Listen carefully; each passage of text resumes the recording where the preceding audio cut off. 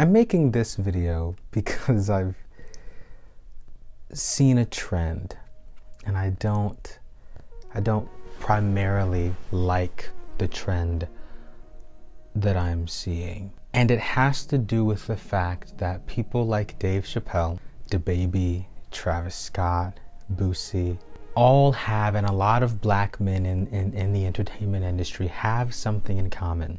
Their perceived lack of ability to be able to emote and or have compassion.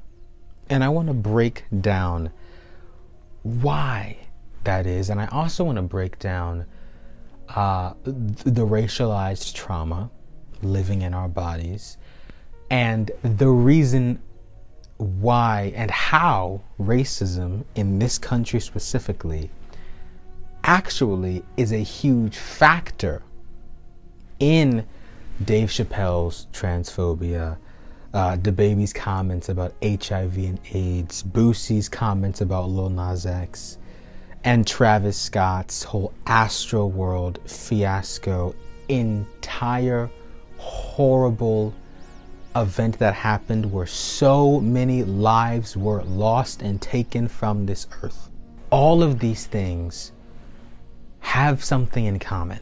None of their actions should be excused. But I do believe that in order for us to get to the bottom of what's actually happening here in these situations, we have to understand how racialized trauma plays a factor in this, especially in black men in our country and black men in the entertainment industry. Black men, point blank period, are not allowed to emote, have emotion, cry, or present as simply human. We've always been seen as strong, big, harmful, violent, benevolent creatures made by God or the gods above to work for the whites or white people. And I'm here to break down where that starts. So I believe most of you know where this is going. It starts in slavery. Of course, I hear some people saying, of course it's slavery. Well, duh.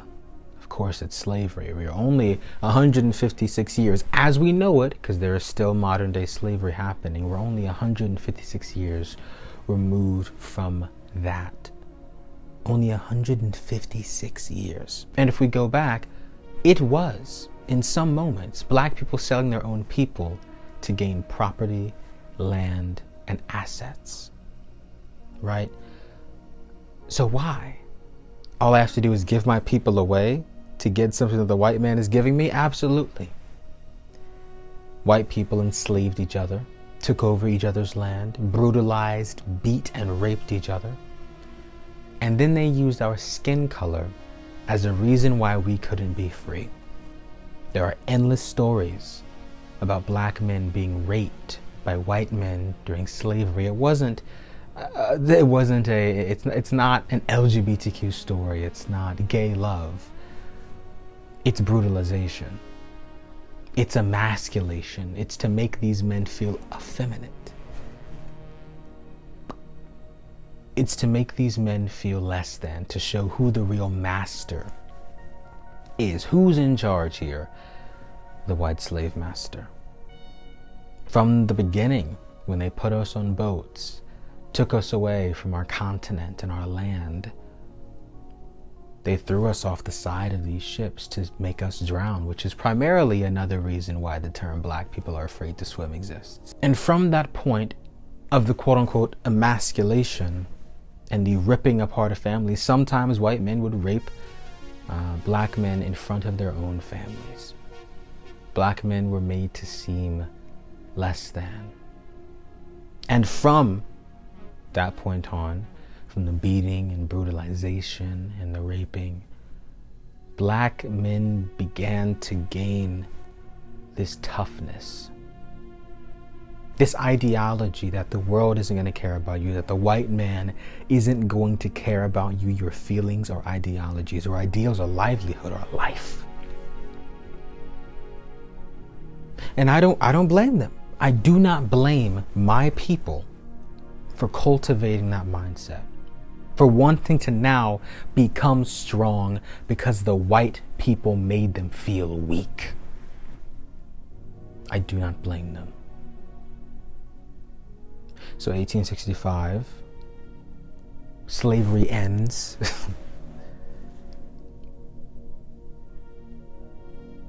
And then where do we go from there? Black people are free. But every black life comes at a cost. Somebody's got to pay. And most of the time, it was our people who were paying for their own life, paying for the right to live emotionally, physically, psychologically, spiritually.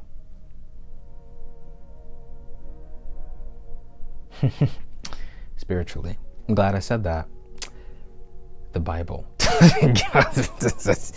The Bible. The rewriting, the mistranslation, the altering, the changing of the modern Christian whiteified Bible, as we know it, was also used to indoctrinate black people during slavery. And this is going to all circle back.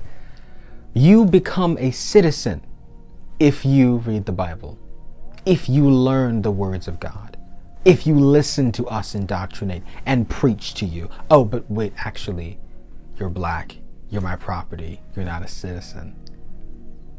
You can be Christian, but you will never be a citizen. Ooh, wow. I felt that. You can be Christian, but you will never be a citizen. And from that point on, and Christianity existed in African tribes and the African culture long before that. But because of the colonization and Eurocentric ideals of livelihood, that white-dominated mindset began to creep and loom over them, and the Bible was whiteified, you know? I mean, they used the Bible to keep black people enslaved. It happened. So, and we cannot, in this country, we like to deny it, but we can no longer deny it. We can't sit here and pretend like that did not happen. And that racialized trauma, that epinephrine, that cortisol, that lives within our bodies till today. Those, as Resma Menakem talks about, which I'll talk about later on, are only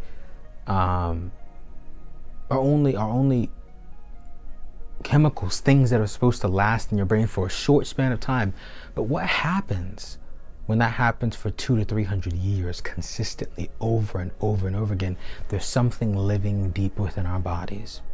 So we go through Jim Crow, we go through black codes, we go through segregation, we go through this massive civil rights movement with these huge leaders who are fighting back in this country specifically for black rights. But continuously, white people want to make us seem like we are less than.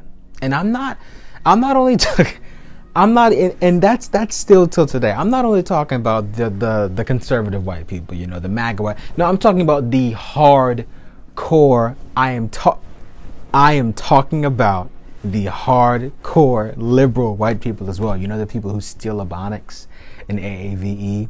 Y'all, child, what's up? Yo, bro, homie. They steal AAV and Ebonics and act like it's their own. Yeah, I'm talking about them as well. And so we go through this entire period of history, this 100 years of fighting and fighting and fighting and fighting to finally get to some place. And here we are in 2021, almost 2022, and we have the iPhone, the iPad, the Samsung, the MacBook, and we think we're so evolved. But all of that racialized trauma, living in Europeans' bodies, living in Africans' bodies, still carries over till now. Let's talk about it. So you're a therapist and racial trauma expert. If you could define what racial trauma is. Yeah. So for me, racial trauma is number one, the idea that the white body is the supreme standard of humanness. Me and you were born into a structure by which the white body deemed itself the human standard, right? And we were considered to be the deviants from that human standard. And so the trauma element is that it is unceasing, it is pervasive, it is persistent, right? And it is woven in and around and through every institution, along with something not reparative. So it's not just that something bad happened to you, it's that something bad happened to you and there was no reprieve. You talk about in your book that white supremacy, literally, not just figuratively, lives in our blood, our DNA expression, our nervous system. Absolutely. Can you break down what that actually means? Yeah. I come from a people that were brutalized, raped, could not run, could not flee, terrorized, their towns burned up, girls blown up in the church, right? All of that stuff for 250 years was happening to me or to my people. When somebody is brutalized, there are particular things that happen to the nervous system. One of them is that there is a release of adrenaline.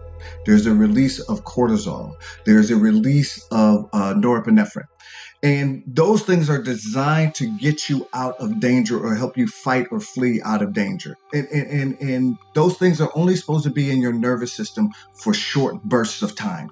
But what if the thing that is dangerous doesn't leave for 250 years? We also adopted these things in our culture to deal with the pain and the hurt that we felt. We create chains to put around our neck to wear. We were once held in bondage and now we are free. We wear specific clothes, speak in a specific way, have our own culture, believe in God so much because Master told us to. I truthfully believe a lot of black people in this country hold on to, and I understand why. I did for 19 years of my life. I believe in God. I truthfully do. But saying that there's nothing wrong with the Bible, the same Bible that white people use to keep blacks enslaved, the same Bible that is racist, misogynistic, and homophobic, because rich white men had the power to change it to fit what they wanted it to be.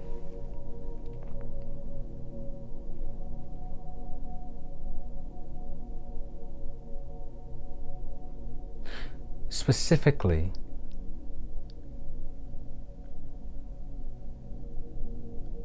the passages in the Bible referencing homosexuality.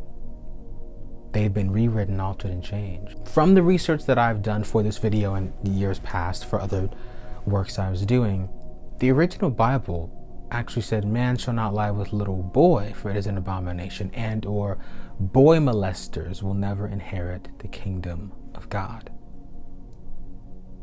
So where is that conversation happening? Specifically within Dave Chapelle, Boosie, and DaBaby. You see, Dave Chappelle's special, The Closer, which we all understand and know what happened there. Dave Chapelle makes transphobic comments, and I can just from being a black man in this country trace where that comes from. He was raised, went to church, was taught the Bible, learned that. He grew up. He began to probably already with that trauma. And here's the thing, where did the trauma come from? That's the big part. The trauma came from those beatings and rapings of white men to black men during slavery. That trauma, those stories, got passed down generation to generation to generation. And it's right here in our face and we can't even see it. Dave Chapelle makes fun of trans people because, number one, he hasn't educated himself on the fact that trans lives are scientific law and they exist, and that they're actual human people with feelings and emotions. He hasn't done his necessary research, but it's because he's a black man. He doesn't have to, in his mind. He asks, can gay people be racist? Automatically assuming that all gay people are white. And this is another thing. Every time any marginalized community is represented in the media, they're always white. You can be differently abled, but you better be white. You can be female, but you better be white. You can be trans, but you better be white. Marginalized and white has been stapled together for so long.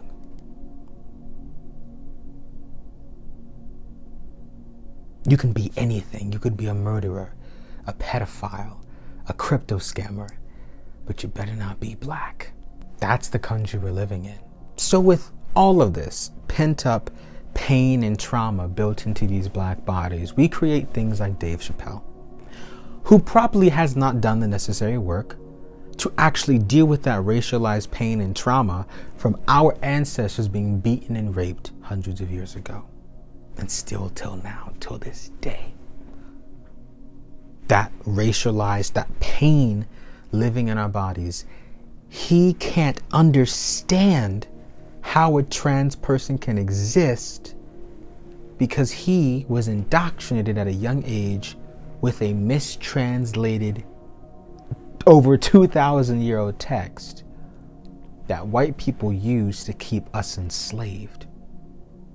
But as long as we make the white master comfortable, as long as we keep the white master and our relationship healthy, we will survive. PTSS, post-traumatic slave syndrome. It exists. And that leads to DaBaby making the comments that he made on the stage about HIV and AIDS. Roll the clip. You didn't show up today with HIV, AIDS, any of them deadly sexually transmitted diseases that'll make you die in 2-3 weeks. Put a cell phone light in the air. Lady, if you like water, put a cell phone light in the air. Fellas. Lights up. Fellas, if you ain't sucking in the parking lot, put your cell phone lights in the air. Let's be real about this. Yeah, keep it real. Some of y'all suspect as a motherfucker. Let's be real. Everything I'm saying in this video is never to excuse what they're doing, rather to provide a different look and a different take. That the reason why maybe they're doing and saying some of these things is because America itself has indoctrinated them to do so. Take DaBaby, black male. Some would call an icon, some would call a game changer in the entertainment industry. But he's got a lot of trauma and pain that he's never dealt with. So what does he do? He takes that trauma, that mistranslated Bible, those scriptures in his head. He takes that pent up, internalized hatred. He takes the thousands of years ago where black men were beaten and raped by white slave owners. That lives in his body and he doesn't even know it. He takes all that pain, all of it, and delivers. You didn't show up today with HIV, AIDS, any of them deadly sexually transmitted diseases that'll make you die in 2-3 weeks. Put a cell phone light in the air. Lady, if you like water, put a cell phone light in the air. Fellas. Lights up. Fellas, if you ain't sucking in the parking lot, put your cell phone lights in the air. Let's be real about this. Yeah, keep it real. Some of y'all suspect as a motherfucker. Let's be real. Because black people, I hate to say it, and I love my people, but black people, most black people, don't want to do the research. They don't want to deal with that pain. They don't even know the pain is there. As Resma Menakem says, time decontextualizes trauma. Time decontextualizes trauma, right? So trauma in a person looks like personality, can look like personality over time. Trauma in a family can look like family traits over time. Trauma in a people can look like culture over time. You know, what are some examples of culture? So my grandmother used to have a braided switch, right? That was braided and put behind her and my grandfather's picture. And every time you look up, you see that switch, right? If we got out of line, right, my grandmother would whoop us, right? You know, get your butt back in line, whoop us. Well, think about 250 years of whippings, of rearing, of brutality on the black body.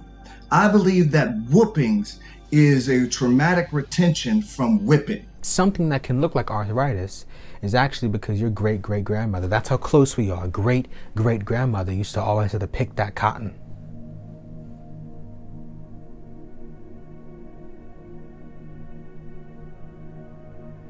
Something that can look like diabetes is actually because of something else. Something that can look like black male strength can actually be a byproduct of white men beating and raping black men during slavery. Something that can look like black men not being able to cry is because white slave owners beat it out of them. Something that can look like culture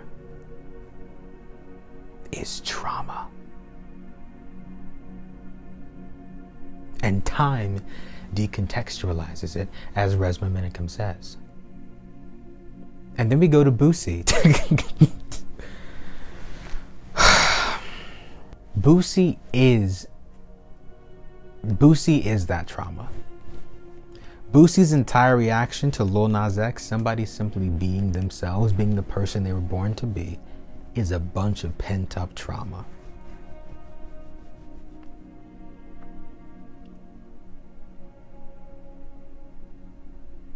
That's the issue. He hasn't done his research on the Bible and what it actually says, what the original text actually says. That's been whitewashed. That's been whitewashed. And there's a lot of heteronormality in it. All of the heteronormality in it. He's got a bunch of racialized trauma in his body that he doesn't even know that he has. And he's ignorant. The pain that black men, these black men in the entertainment industry, are holding on to isn't because they're strong or they're rappers. They're hardcore. They know what they're doing. No. These personas that black men are holding on to in the industry, such as Dave Chapelle, DaBaby, Boosie, it's not culture. It's racialized trauma. You make fun of HIV and AIDS and the LGBTQIA plus community because of black men being beaten, raped, and brutalized during slavery. And that racialized trauma, that epinephrine, that cortisol lives in your body and you can't get rid of it. So what do? You make fun of. You belittle. And you beat and brutalize them.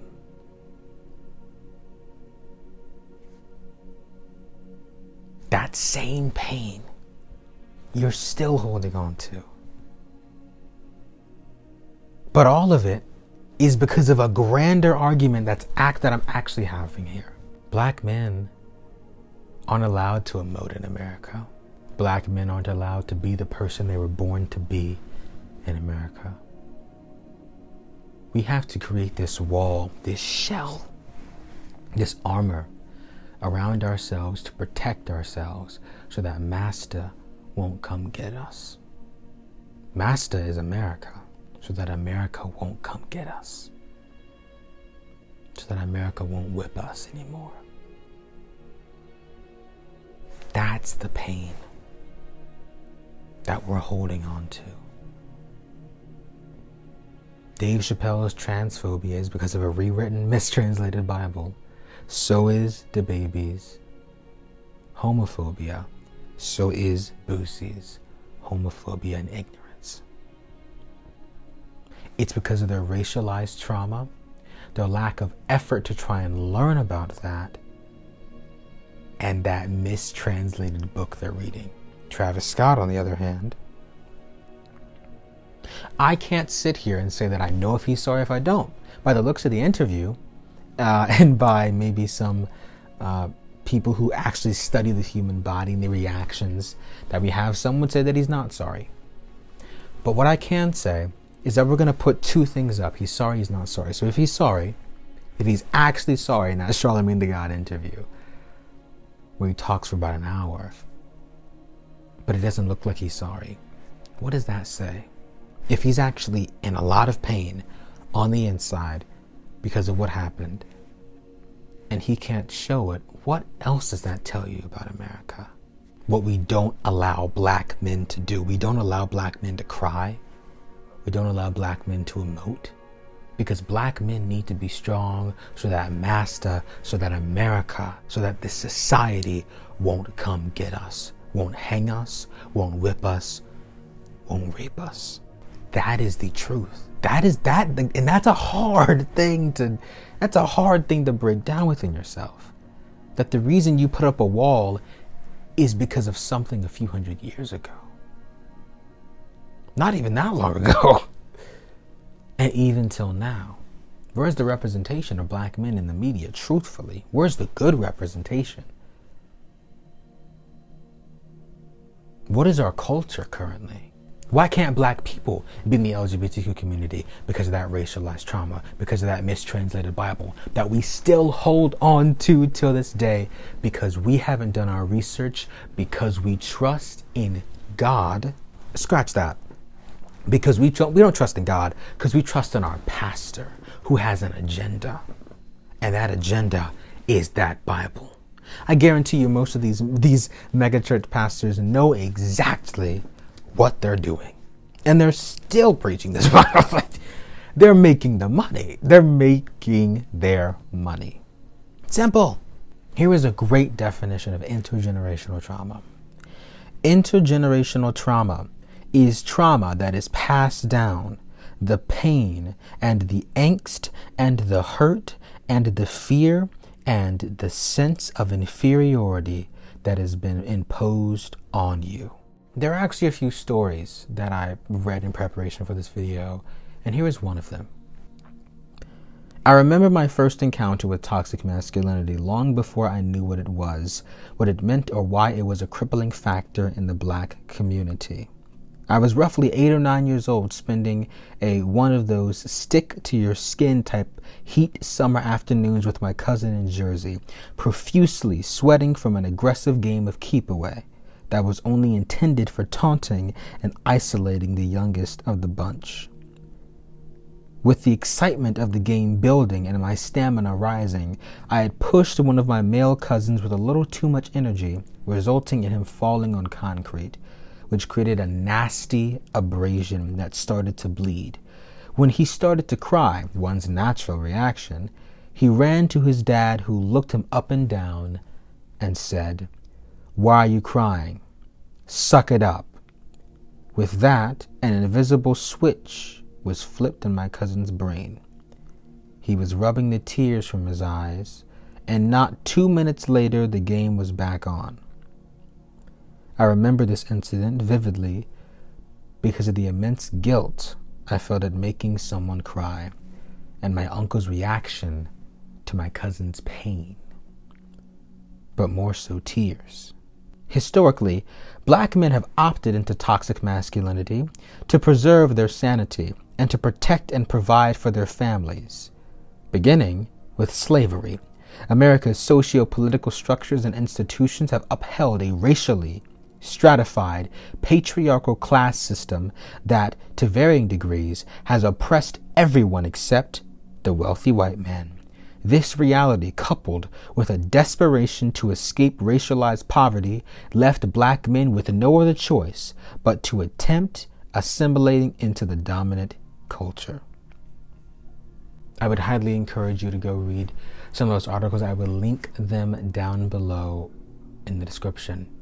But it really does blow my mind that here we are in 2021, and we have black men who have never gotten the or have chosen to never take the opportunity to deal with their own trauma.